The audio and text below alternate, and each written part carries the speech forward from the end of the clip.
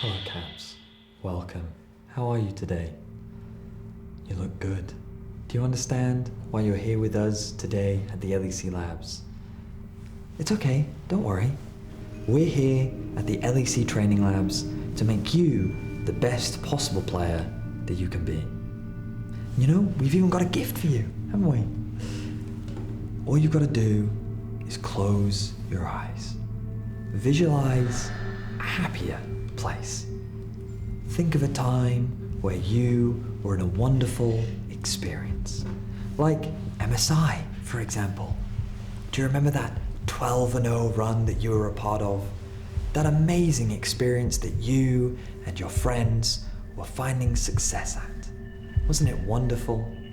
Now I want you to slowly and calmly open your eyes. T1! Did you get that? Did you see that? Very strong fear response. That was quite strong. That's a weakness we're gonna have to get rid of.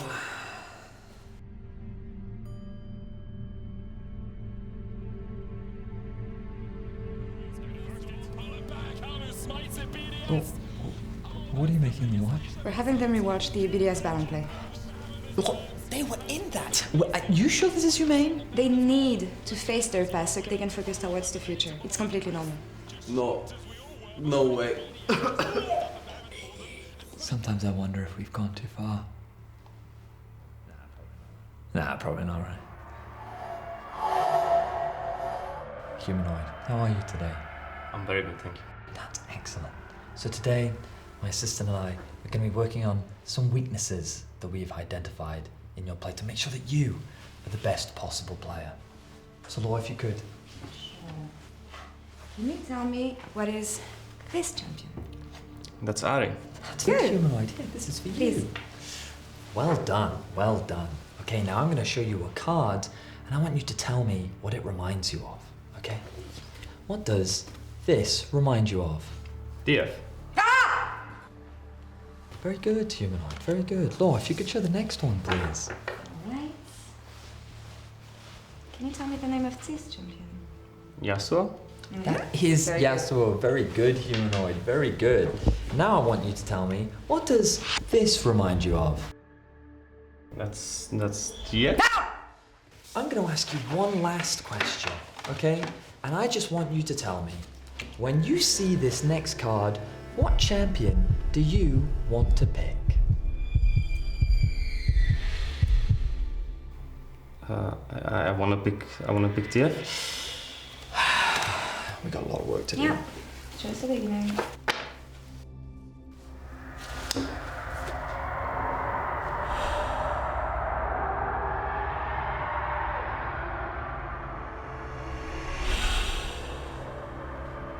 Oh wow, you too. Odo. Not creepy at all. Congratulations, Odo. You passed every test. Fear training, reflexes, cooperation management, psychic awesomeness. Okay. And you have a maximum score on confidence. You are our greatest achievement. Wait, all of those tests are fake. That makes no sense. Those tests make no sense. What do you mean? Those tests are fake. These are real tests. 40% of the time it works, 100% of the time. It is legit. Guys, you are cringe. You are French. You guys just kidnapped a bunch of LEC players and we're at the backstage area, okay? So I'm gonna go. What? Odo, No. Well, I mean, no surprise coming from someone who almost went 0-3 last week. I heard that.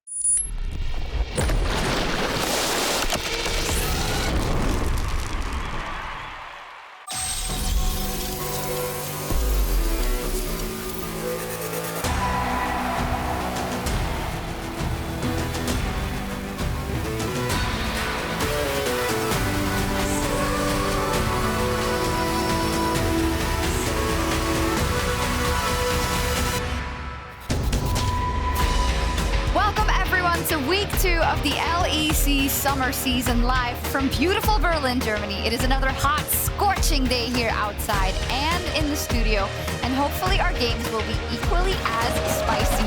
Our audience are looking fantastic as well, and I've got 2 hotties on the desk to boot. My name is Shax, and I'm joined by Broxa and Goldberg. I am, of course, referring to how hot it is in the studio. But Broxa, how wonderful to have you back in the studio on the analyst desk. How are you feeling ahead of this week? I feel great. It's a pleasure to be here as always. Saw the games last weekend from home. Exciting start to the LEC, and now excited to be here to talk about them. Yeah, GB, it was an interesting start to the week as we pull up the standings. We actually have 5 teams that are tied at 2-1. Of course, G2 was the only team able to go 3-0. Overall, it feels like a lot of the teams who made changes or have done things in the offseason to get better have made this a very competitive first week. Yeah, I definitely agree with that, but I also think some of the teams that did have some of these changes all of a sudden, I mean, are not looking too hard. We're thinking about Misfits, we're looking at BDS too. They obviously need a little more time than some of our other teams, but some of the teams that I was very surprised was XL, for example. I thought they were absolutely amazing in this spring season. They were one of the teams that stuck together. They went to that Korean booth camp we've already heard so much about, not only from the show, but also from XL themselves. And it just really shows that they're not only just better as individuals, they're being better on the macro, on the rotations, and even the drafting aspect of it. I think you can actually see in their play that the Korean bootcamp has had an impact on them, because one of the things that the Koreans, the Chinese teams are so good at is having really good synergy between mid, jungle, and support. And someone like Nukedog in particular has been an absolute roaming machine. He's just all over the place, making plays with Makoon, setting his team up for success. And this is something that often us Western teams struggle with at Worlds, going up against them. And seeing them have this bootcamp and learn this already in the middle of the season is pretty huge for them. Yeah, I love that point you bring up with Nukedog as well, because even as a mid laner in spring, he was one of the mid laners to spend the most time alone in mid lane by himself.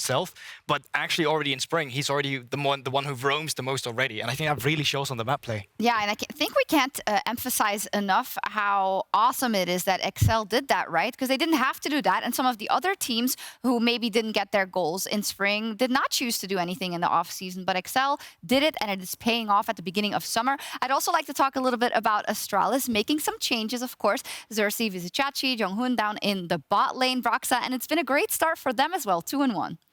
Yeah, someone like Xerxes especially really impressed me in the first week. He came in, people were not sure what to expect from him coming from North America, being on a weaker team. But now on Astralis, in the first week, he played absolutely amazing. He was dominant, he was just confident in his play, and he found a lot of ways to really have a big impact, not only in the early game, but in the game as a whole. And I think he's also part of why some of the other members, like Kobe, for example, like they are remaining members have been looking so much better than they did in the previous split. You heard it here first. Junglers coming back from NA looking super solid in the LEC. Take notes, guys, take notes. But yeah, I have to agree with you. I actually even feel like... so you're saying it's easier here? Or what does that mean? I mean, it's clearly a possibility. You know, you might have a difficult time over on the other side of the globe, but when you come back, clearly you're going to be absolutely amazing. Wow! Just quite quickly with the Astralis, I even think like it even opened up for different versatility as well. We see Vega coming through from Kobe. You have Jonghoon now as the Pyke as well. It just seems like a completely different Astralis from what we saw in spring. Yeah, it's really cool to see. I think especially in spring we had some weeks where like, oh, these matchups are really not delivering, and the teams are not really don't seem to evolve, rather. And I'm glad that a lot of the teams have made those changes. Now, last week, we also witnessed some amazing and some maybe questionable plays. Who knows? And Goldberg is looking to break them down in GGWP. Okay, welcome to our newest news segment. This is Goldberg's Golden Weekly Plays, GGWP. We're going to be breaking down some of the sick plays we saw last week, and we're going to be starting out with Mad Lions versus Rogue. So let's get right into it. Okay, honestly, we're really smurfing this Super Week. We've beaten Vitality, we've beaten SK. Everyone's just so smart at the plays. Damn, we even get Elyoya managing to steal away the Baron at the same time. We're cruising. Easy clap from Mad Lions. And red alert from the side. Greek God give us and taking away the hope from the Lions, eradicating his enemies alongside the aspect of the Draking. Ports are being stopped. Mad Lions are trying to back, but there is no coming back from this tragedy. Lord save us from this blasphemy.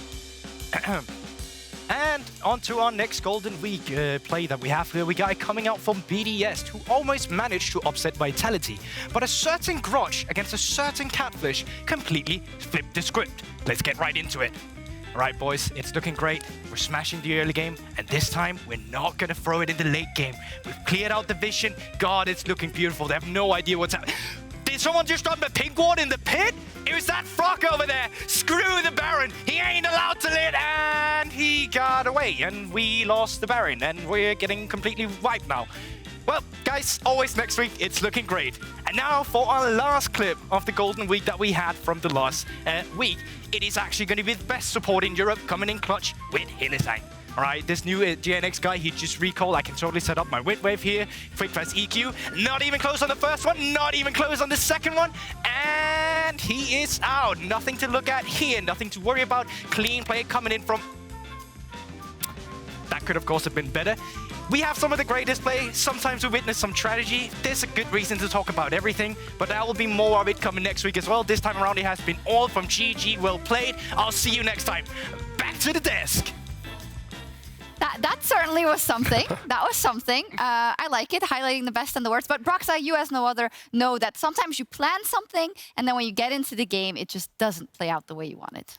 Yeah, and for a lot of these guys, I mean, all of them really, they haven't played official matches for so long. And when you play in scrims, it's one thing because you play from your comfort zone, from home, there's no one watching, you can test out a lot of different things, but then all of a sudden, when you play in the LEC, you know there's a lot of eyes on you, there's a lot of pressure, you only have these 18 matches, and things can get stressful, things can go wrong. I think the BDS Baron was a pretty good example of maybe if this was scrims, like maybe they would have executed, maybe the calls would have been on point, but here, they were so stressed, they didn't know what to do, it didn't work out. Yeah, they'll help watch that replay as well. Let's see who they're up against today and pull up the schedule. We have some really hard matchups. We have SK versus Astralis up first as a note. This will be played remotely. Then it's followed by Vitality versus XL, which I'm personally super excited for, especially with the play that XL and Vitality have shown in week 1. Yeah, definitely. Both of these teams have looked really exciting, really good so far. Perks is now looking completely different than he did in Spring. In Spring, he was a bit inconsistent. Now he's been so dominant and he's been doing really well. And just overall, XL has been looking great ever since Spring. Vitality coming in with some changes. It's a bit of a different playstyle, and I'm super excited to see how they match up against each other. Well, I think we're going to be looking closely at the jungle for that one. I believe you even have a Telestrator segment. Can't wait for that. But finishing off tonight, we'll have our marquee match of the day, a Summer 2021 Finals rematch between Mad Lions and Fnatic. This is such an interesting one for many, many reasons, but obviously, Humanoid is in the Fnatic jersey, and now Nisqy is in the Mad jersey. What a sight, Broxa. Yeah, there's no doubt, and when you look at this matchup, this is the, what you need to talk about, the mid lane Nisqy versus Humanoid. And I know that last split there was so much talk from Mad Lions about how they were missing Humanoid, missing the shot caller, and I know, it's a long time ago that I played with Nisqy, but he's a friend of mine, and I know for a fact he's very vocal and he's going to be able to help them in the mid game. And I think his playstyle also makes a lot of sense for Mad Lions, because he's a facilitator and he's going to be able to help them improve their early game while then bringing some shot calling and some consistency to the mid and late game, so they hopefully can start closing out games. Yeah, what was also very impressive is the fact that he immediately found that synergy seemingly with Kaiser in the bot lane, but also with Elyoya. Is that kind of the recipe for success for them? I definitely think so. Like on any world-class team, you're always going to need to have good mid, jungle, and support synergy. That's what it really comes down to, because that's the glue that's then going to help set the top lane, the AD carry, and even the mid lane up for success in the later stages. And it's really impressive that these guys have played together for such a short amount of time, but still look like they're completely on the same page, and this is exactly what we needed to see from them in Spring. And if they can keep that consistency up and actually play so well as a unit here in Summer Split, Matt is going to be really, really scary. I'm glad that you said that. And of course, this is nothing against Rico, right? It is just the fact that Nisqy brings such a wealth of experience in the position of an Elyoya who had a fantastic breakout season and then kind of didn't find his footing. This is going to help a lot for him, having this piece of the puzzle now in the mid lane that can help shot call. Yeah, no doubt about it, because obviously from the outside looking at these games, we only see a little bit of what is actually going on inside the team. And Elyoya and Kaiser were both standing out performance-wise in Spring. They were doing incredibly well in the early game, but like they mentioned, the shot calling was a little off. And now, so far, it seems like Niski is the glue that kind of can keep everything together and actually make them a five-man team. And I think, the longer they get to play, the better it's going to be, because they're still a very new team. They are. I'm pretty hyped. I'm, of course, very biased towards Niski, as he is Belgian. But last week, we've also seen the debut of the durability patch. And before we have a look at some of the meta changes, let's hear what our players think about it, basically. There will be late game teamfights again. I think that's the most hype thing in competitive, I think it's pretty fun, to be honest. It's definitely a step in the right direction. Honestly, I like it. It's just way harder to dive, so it's like more skill, I would say. So maybe in the beginning of the split, the dives will be maybe funny. If some uncoordinated teams will try to dive and things like this, it might be a tragedy, Turrets are doing so much damage. Like, I wanna dive my opponent at wave 3, for example, but 3 tower shots, someone is dead. 4th one, 5th one, another one is dead. 6th one, another one is dead. It's like kinda hard. For top lane, it's really nice. Laning phase gets a bit longer and your laning is more skillful, I think. You can do a bit more mistakes, but then that also allows you to be a bit more creative and aggressive in how you play. So I feel like the game is kind of more skill now. Assassins cannot just one-tap most of the times anymore, so... Ward's level 16 himself. Hang on. BDS started, treats flashes, and only tries to flash away, but can't escape. Hostile takeover will only land on to 2. The knock-up onto Xmadi on the back line.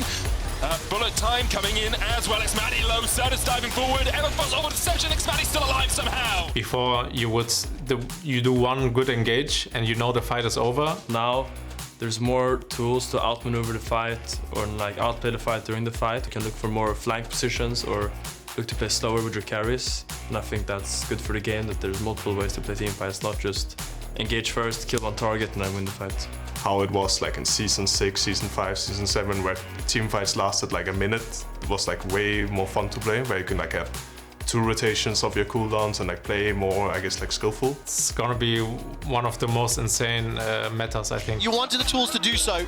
That was going to be one of them. Instead, it's going to be the counter-engage tools. Oh! And Soraka insta-lock! You can play more scaling champs. I'm enjoying Kog'Maw and Twitch a lot. Kog'Maw to it's kind of a free win. I really hate Kog'Maw Lulu. I like Tristana now. I think it's Lucian Nami. Like, Nami as a champion is really OP, I'd say. I saw already, like in LPL, there is some more scaling meta into like Kayle and things like this. Shala, who just walks forward and basically two-shots Scala. I think this is very fun to play because at some point you can just carry 1v9 the game. I really like playing Fiora, and she seems to be a lot stronger in this patch, so maybe I can bring that out. That's what I hope to do. I mean, there's a few champs that just got reworked. Like I think Talia and Swain. Talia and Wukong seem really overtuned. I used to couldn't play like Wukong and Nar. Now I can play. Okay. I was memeing. Now even range champions have like more HP, so it's like easier to pick range champs, I guess. Okay, like who? Like Vayne. Oh, okay. So you're gonna bust out the Vayne in LEC. I started to play some tank junglers again, like Sejuani, Zac, that kind of jazz, and they feel pretty good, honestly. I can just make my champion pool a bit bigger now. I mean, I like Kiana. I always enjoy playing Kiana jungle, so every fucking day I'm playing it and I'm enjoying it. Always glad if the players are enjoying it. Wonder was like, ugh, I like the team fights a lot more when they lasted long. Of course, you're able to show more of your skill, I presume. But I only judge things on how fun it is to watch the league. And Goldberg, I know you have, a bone to pick with some people's criticisms of the meta. It's not for say, okay, it's a little bit of a bone because it did trigger me a little bit when I saw it. So some fan sentiment I did see was that, oh my God, these games, they are incredibly long. They just they never stop. And I feel like a lot of that came from people watching LCK, because if you actually take a look at the average game time for LEC, it's gone down in summer. The reason why it feels a little bit slower is because now the early game has fewer deaths. Well, but what about the kills, though? Because I like seeing kills, and there's not that many of them anymore. Yes, I love it. Average Redditor. Show us kills. Otherwise, fantastic. But I gotta say, we think it as well. Broxa, in general, it could also evolve, because usually we say that in the beginning of the season, people are a bit more careful, or tend to be more careful, as they're figuring everything out. Yeah, that's what I'm thinking as well. Because obviously, it's a little bit harder to make dive plays happen. Because turrets hit really hard. Champions are a little bit tankier, but at the same time, it's not like you cannot force plays, right? So I think, in a few weeks, we're going to see the aggression that we're used to. I'm just gonna say it just takes more skill now. Like you can't just come in with a stack wave on 3 or 4 and then just have 3 people and be like, well, we're 3 against 1. We're not gonna die to the tower and make it happen. Like, because we still see it in other leagues like the LPL where it's able to happen. We still see it from some of our top teams. Even GT has been able to perform top lane dives as well. I think it's just way more niche now, and it's gonna take some time before people really get used to the adjustments. We'll see what happens indeed. I want to also talk about the bot lane because in terms of fun, we saw 15 unique champions in the bot lane in week 1. As comparison, we only saw 8 in the first week of spring. That's really awesome to know. And it gives you a lot to play with, right, Broxa? What do you think about the bot lane meta? I think the bot lane meta right now is really interesting because you can pick almost anything in both AD carry and support, and it's just really exciting to watch. You don't know what's going to happen in draft, and last week we saw some crazy combos, and I'm just sitting here like, what the hell? What on earth is happening? How is this possible? I also asked you to talk to me about your favorite pick, or 2 picks, I should say, that we saw. What was yours? So I really liked to see Draven from Fnatic, Draven Morgana in particular. Draven is a champion I've always enjoyed playing myself. I wish he was a jungler, but now that I can't play him in the jungle, it's great to see a player as great as Upset follow your dreams. pull him out. Yeah, true, actually.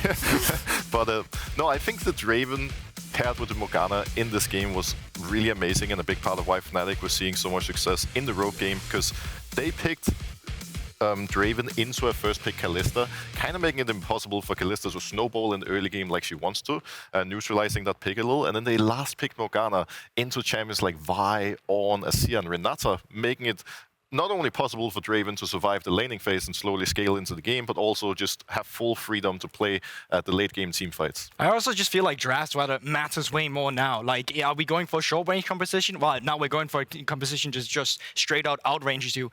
First picking Kalista, well, Draven, Morgana against Vyas, well, all of a sudden, so many things to go for. But specifically for me, I really love seeing the Senna Swain bot lane that we got. I know a lot of people hate Senna because it's like, well, is she an AD carry? Is she in support? She creates so much versatility or viability for so many champions down in the bot lane. I really like that. I love seeing the Rumble as well that we saw later or in earlier years as well. But I just think like it creates so many great bot lanes where you can now lock in a Yone top lane instead. You can have Yasuo in the mid lane. You get different damage mitigation or percentages coming in from the different parts of the map. And just in general, I think it brings some of the ingenuity we saw back from 2019 G2, where a lot of that was, the Yasuos in the bot lane, the Pikes in the top lane, new champions everywhere, you name it. It's very nostalgic for me to see this, so I actually am in love with the draft we get from this meta. Specifically for G2, you think it's... I think they are a team that's really good at adapting to new picks, and they've even done that when it wasn't per se a meta that really allowed that, so I love the experimentation. It was fun to see, indeed. Now, tomorrow, we will see if G2 will surprise us once again with another new bot lane as they face off against Team Vitality in our LG Ultra Gear Match of the Week. You guys care too much about those narratives. Oh, speaking of narrative, I've got a great one. Caps versus Perks, Part 7. Ooh, he took your team, you'll take his life. Ba, ba, ba, ba, ba.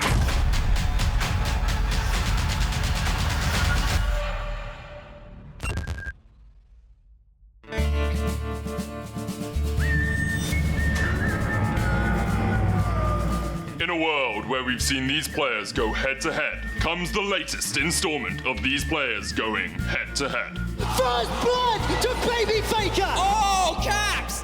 He just solo killed Perks! Shockwave onto 2! Oh, it's personal! Personal is the perfect word. Get ready this summer for the rematch of 2 rivals. Turned friends, then turned rivals again. I'm coming from a 5th title right now, and they can't even stop me. Like, they have no chance. I'm gonna smash him so hard that he's gonna think that it's an international tournament. I have some champs that I'm better than him, right? I do, right?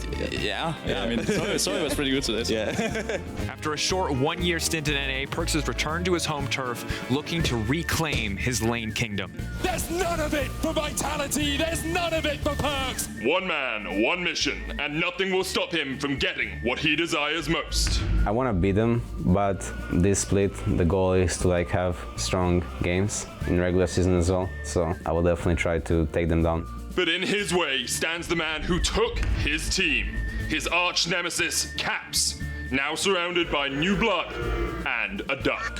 The matchup against us is very important for Perks. Like, I want to beat Perks before because he was obviously my former teammate and my former rival, now again rival again. So let's see if I can't take him down this time. Watch as Perks, now with a star-studded lineup, will take his super team to new heights and maybe do better than 5th place this time. Last split, we finished 4th. Actually 5th. I would say we were like at least better than Misfits, so I will like round it up to 4th in my book.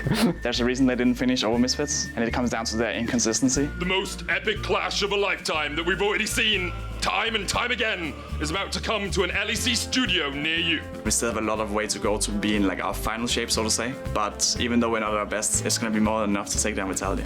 There are no Corkies or Azirs where we're going. We hope. Caps versus Perks, Part 7, the Perksing. You guys know that there's more players than just Caps and Perks, right? This Saturday, 9 p.m.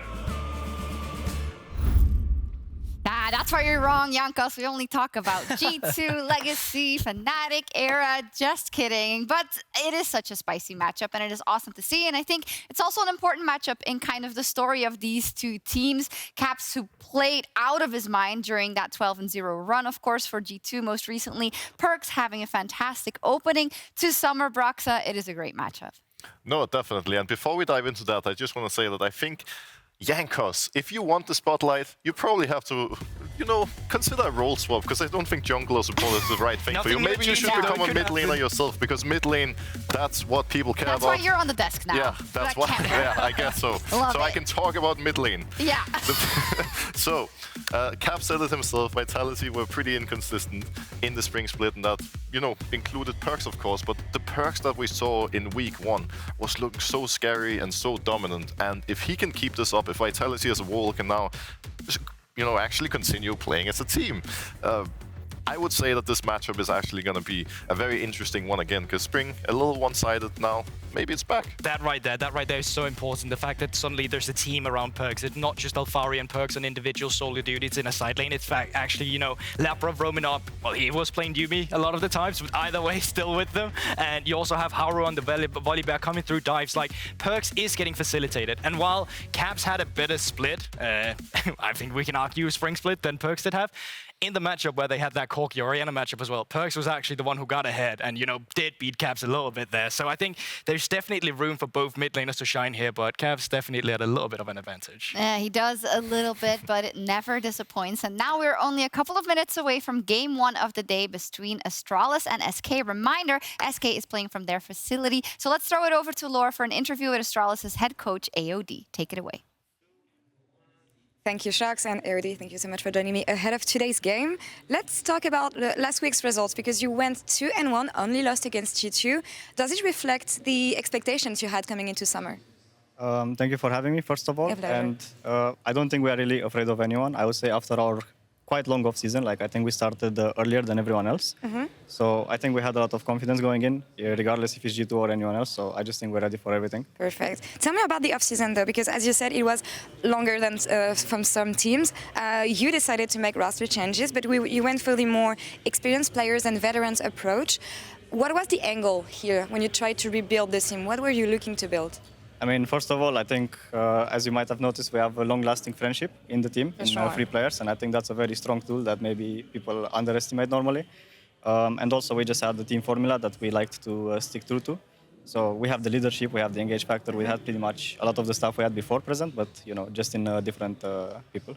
Little bit more on that, please, because I understand that Astralis didn't have the enough satisfying results, let's say, in the past. What makes you think that summer is going to be different for you? I mean, I think we can kind of notice it outside the game as well already. It's like the group just is able to, you know, take some hard battles, you know, behind closed scenes, as like we have bad scrims and bad results and stuff, and we fight it out, right? But at the end of the day, people are still friends, you know, and I think that's something very, very important. I think the scrim quality itself has gone up quite a lot. I think that's also important. Like, we've started early, right? And I think normally people would kind of go down by this point, but we're actually still fine and still playing. And I think it's just progressing from week to week, you know, so I'm very happy with this roster. All right, well, only good things about this revamped version of Astralis. Last question for you, SK today. What do you think of the team and what we've seen so far from them? I think, of course, we take them as seriously as we can. Like, we never underestimate anyone, so we're just going to do our best to win. That's all. All right, well, let's see. On the Rift, thank you so much for the interview. Thank you as well. Good luck today. And casters, back to you for game 1.